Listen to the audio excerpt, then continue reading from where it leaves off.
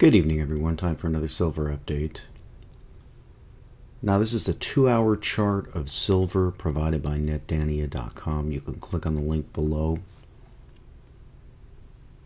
If you'll remember, the last time I pointed out the trend line, I noted that if we got a break below this trend line here, that we would probably get a significant sell-off, and that's exactly what we got.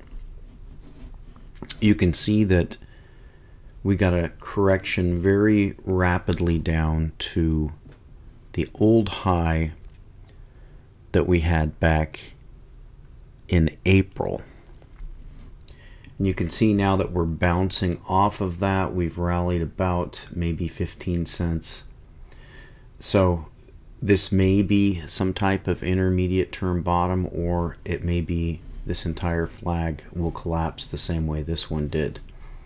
You can see that the MACD is at an oversold point that is only rivaled by one that we had back in April. So that's, in my mind, kind of a neutral sign. Again, one of the reasons why is because for MACD signals to be valid, they have to be trending. And you can see, if we look at the MACD sell signals that we have here, we've got one here, and then we've got this one here. So that's kind of neutral. The MACD buy signals, on the other hand, we have one there, we have one here, and we have this one here. So overall, it tends to be a sideways market as far as the MACD is concerned. We'll just have to wait and see if this bounce holds. Otherwise, we would expect to see quite a rapid sell-off and a test of something all the way back down to the lows that we had in the high 18s. Now, I received my copy of The Big Silver Melt. This is a book that was recommended that I read. This was written back in 1983 by Henry Merton. Now, there aren't any digital copies of this, so I went ahead and ordered it from Amazon.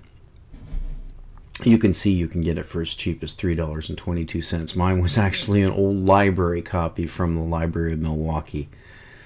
So I wanted to read to you just a little snippet from this. Now, for those of you who aren't aware of it, he's actually describing not the silver melt that occurred in the late 70s when silver hit nearly $50 an ounce. He's actually describing a melt that occurred around 1968 or so, when silver was at $1.29 an ounce and there was a tremendous amount of money to be made. It was actually illegal. So what he's doing is covering a lot of the silver melting operations, and there's a lot of details about the types of cars that they used, how they did the melting process, and then, of course, most importantly, his estimate of how much was melted. So I'm going to read you just a snippet of that. He says, from 1916 through 1964, $2.6 billion face value of United States silver dimes and quarters and half dollars were minted. That was a total of 14.7 billion coins with a fine silver content of 1.9 billion troy ounces. So keep that figure in mind. His estimate is 1.9 billion troy ounces total for the silver coins in the U.S. The Treasury obtained 212 million fine ounces of silver from melting dimes and quarters, allowing a 1% refining loss. That would be an original total of 214 million troy ounces of fine silver. Then he gives the minting totals, and the minting totals that he gives from 1916 to 1964 are 672 million ounces in dimes, 727 million ounces in quarters, and 506 million ounces in halves, for a total of 1.9 billion ounces. And then his estimate of total number of coins melted is 6 billion silver dimes, 282 million silver quarters, and 744 million half dollars. That doesn't seem to match with the halves that he gives. But anyway, when you total it up, it comes to about 7.5 million coins, which is roughly 1/2 of the coins that he's talking about. So based on his estimates, roughly half of the coins, the silver coins that were minted between 1916 and 1964, were melted in the 3-year period between 1967 and 1970. Much of that silver was actually melted down, and he covers a lot of that with the transportation and what happened in New York and the airports and it being sent overseas. And the reason why was because the price overseas was higher as the U.S. price was pegged. And again, it was illegal to melt silver. So based on his estimate that half of it was melted, we're talking about a remainder of about 950 million ounces of silver after that silver melt. Now, my estimate is roughly the same for the 79 period. I don't know, it's just a guesstimate, but my guesstimate is roughly half. So if those are correct or anywhere in the ballpark, then that's going to leave about 500 million ounces of pre-1964 U.S. silver. Now that's not a lot. That's 500 million ounces. I think the Silver Eagle program has probably given us more silver than that. So that's going to be the rough estimate of how much silver is out there. Again, a very rough estimate. If you're interested in this, you can buy this book. There's a lot of very interesting anecdotal stories.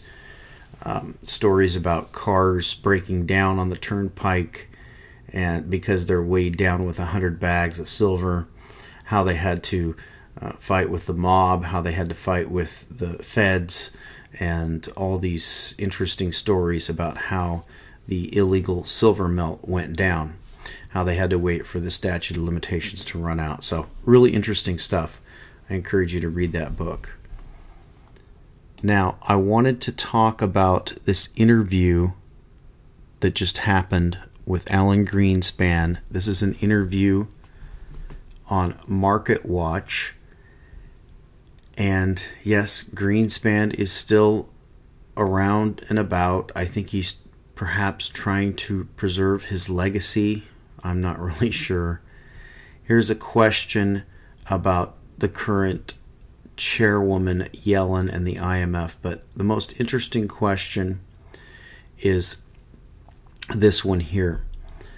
Some economists argue that the economy has just been bubble after bubble and that we're doomed to repeat this cycle. Greenspan. Well, I agree with that.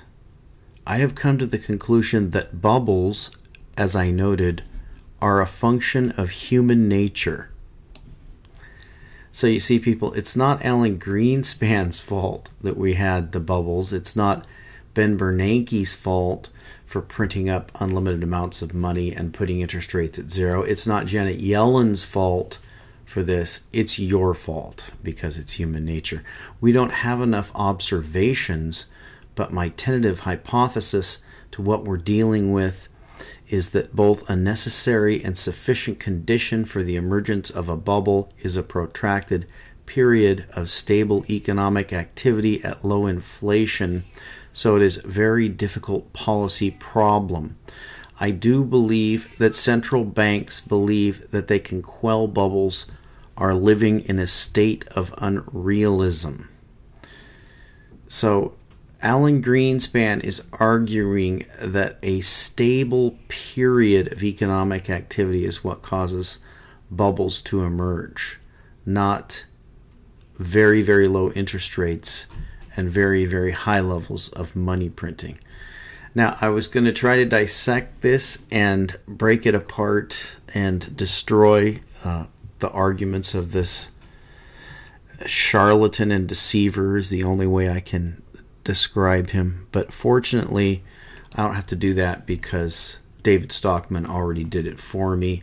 So let's read a little bit of this response to the Greenspan article by David Stockman. Come on, Alan. Bubbles are caused by central bankers, not human nature. Alan Greenspan just cannot give up the ghost. During his baleful 18-year reign, the Fed was turned into a serial bubble machine and thereby became a clear and present danger to honest free market capitalism and an enemy of the 99% who do not benefit from the Wall Street casino and the vast inflation of financial assets which it has enabled. His legacy is a toxically financialized economy that has extracted huge windfall rents from Main Street and left it burdened with overwhelming debts and sharply reduced capacity for gains in real living standards and breadwinner jobs. Yet after all this time, Greenspan still insists on blaming the people for the economic and financial havoc that he engendered from his perch at the Eccles building. Indeed, posturing himself as some kind of latter-day monetary Calvinist, he made it crystal clear in yesterday's interview that the blame cannot be placed at his feet where it belongs. Quote, I have come to the conclusion that bubbles, as I noted, are a function of human nature. Come on. The historical record makes absolutely clear that Greenspan panicked time and again when speculation reached a fevered pitch in financial markets.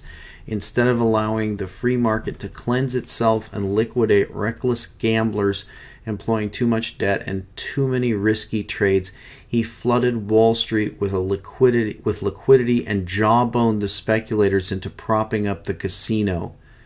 Within months of his August 1987 arrival, for example, he panicked on Black Monday and not only inappropriately flooded with liquidity a Wall Street that was rife with rotten speculation and a toxic product called portfolio insurance, but also intervened directly to garrote the financial market's attempts at self-correction.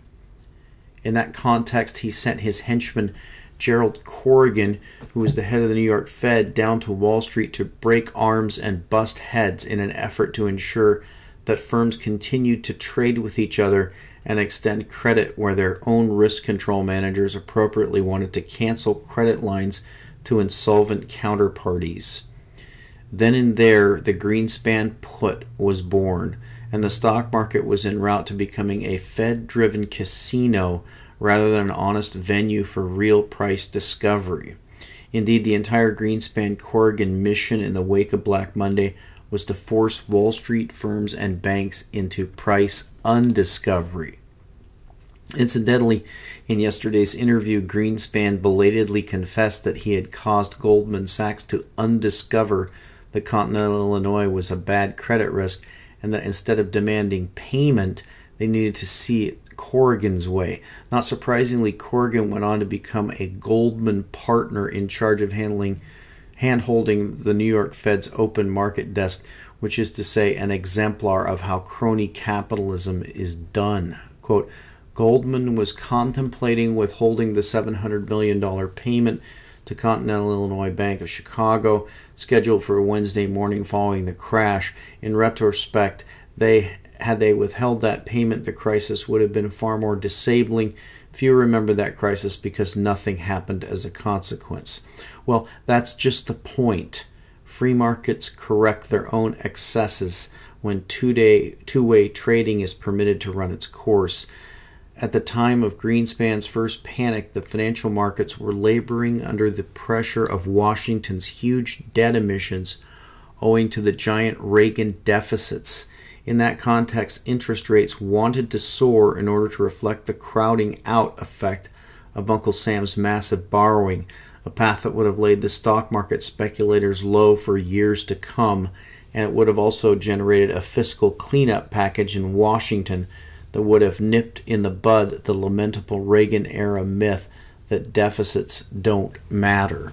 In short, owing to his Black Monday panic, Greenspan let both the Wall Street gamblers and the Washington spenders off the hook and launched the nation on the road toward the debt and speculation-riven crony capitalism that prevails today. So the claim that nothing happened as a consequence could not be further from the truth. What happened was the onset of a historical calamity that is the official repudiation of free markets, fiscal rectitude, and sound money. So you can see David Stockman utterly destroys that crook, crony, liar, shyster, and scammer Alan Greenspan, and that Big Swear and others can believe that this guy is a good guy. I just it absolutely shocks me. I can't believe that anybody could believe that. So back to the silver chart. We seem to be rallying off this bottom here at about 2030. This was an expected sell-off if the trend channel broke, and of course it did break down. But then again, world events are very volatile right now, so it is possible that this rally could extend itself and we could bring this flag back into rally mode. We've really only burned off about half of it, so we could rally from here. I do expect though that if it fails, it will fail in a dramatic fashion. Something like this one failed. You can see that basically it extended twice the size of it, and if we get a failure like that, then we actually may get something like that $15 silver. That's still possibly on the table, and we'll talk to you next time.